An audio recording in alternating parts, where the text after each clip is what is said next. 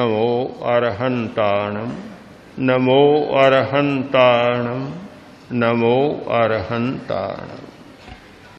ध्यान की साधना में इस बात पर विशेष ध्यान दिया गया कि मन की समस्या का समाधान कैसे हो। मन में समस्या कहां से आ रही है, समस्या का स्रोत कहां है, उस स्रोत को ही समाप्त किया जाए। मन के 3 प्रकार बतलाए गए हैं, तन मन, तदन्य मन और नो अमन। मन की एक वह अवस्था जहां मन लक्ष्य में लगा हुआ रहता है, यह मन की तन मन अवस्था है, उसी में लगा हुआ मन। तदन्य मन, जो लक्ष्य निर्धारित है, मन उससे हटकर और कहीं चला जाता है, वह मन की तदन्य मन अवस्था है। तीसरी अवस्था है नो अमन, लक्ष्यहीन मन की प्रवृत्ति चलती रहती है, नो अमन की अवस्था है।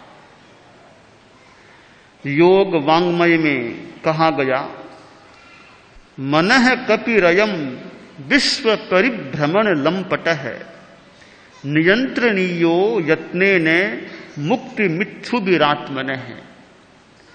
मन रूपी बंदर तो कहां से कहां उछल कूद करके चला जाता है, एक जगह केंद्रित नहीं रहता है। ऐसे मन को नियंत्रित करना साधना का एक मुख्य लक्ष्य होना चाहिए।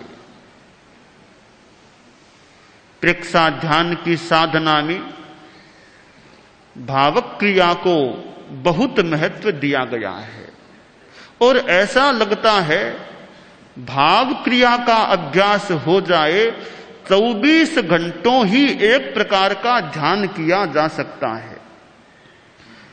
प्रयोग के रूप में तो आदमी आधा घंटा ध्यान कर सकता है, घंटा कर सकता है, 2 घंटा, कुछ और अधिक भी कर सकता है। दिन रात लंबे काल तक ध्यान साधारणतया हो नहीं सकता, किंतु भावक क्रिया सिद्ध हो जाए तो चलते हुए भी ध्यान, खाते हुए भी ध्यान, पीते हुए भी ध्यान, बात करते हुए भी ध्यान होता रहता है। यह अभ्यास तब हो सकता है कि भाव क्रिया आत्मगत हो जाए। हम क्रिया करते हैं, शरीर से एक क्रिया करते हैं और मन से अन्य क्रिया चलती रहती है।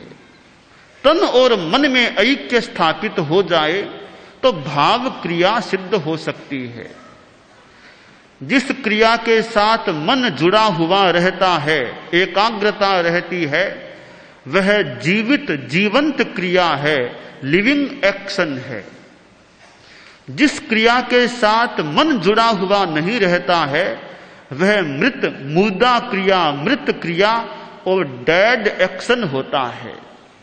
ध्यान की साधना करने वाला व्यक्ति लिविंग एक्शन का अभ्यास करे, डेड एक्शन को छोड़े। बहुत सुंदर कहा गया है, उसे भाव क्रिया का आधार माना जा सकता है। तम मुत्ति तप पुरक्कारे उव उत्ते रियम रिये। भाव क्रिया करने वाला साधक किस प्रकार की क्रिया करता है? तन मूर्ति, मानो वह व्यक्ति उस क्रिया की मूर्ति बन जाए। चलना है तो वह चलने वाला खुद गति ही बन जाए। वहां गंता और गति मानो एक हो जाते हैं। तत्पुरस्कारे, तत्पुरस्कार, बस वही क्रिया सामने रहे जो क्रिया स्वीकृत है। चलना है तो केवल चलना ही सामने रहे, दूसरे व्यर्थ विचार दिमाग में आए ही नहीं। उव उत्ते, एक शब्द बड़ा महत्वपूर्ण है, उपयुक्त।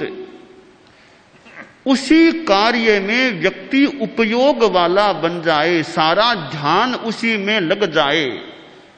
वह हमारे मन की उपयुक्त अवस्था होती है। तो भाव क्रिया उपसंपदा की चर्या के सूत्रों में पहला सूत्र है, और एक ही सूत्र जो हमें हर क्रिया कराते हुए भी साधना में संलग्न रख सकता है। तो कुछ समय का प्रयोग हमें उस दिशा में आगे बढ़ाए कि हम सदा ध्यान में रह सकें।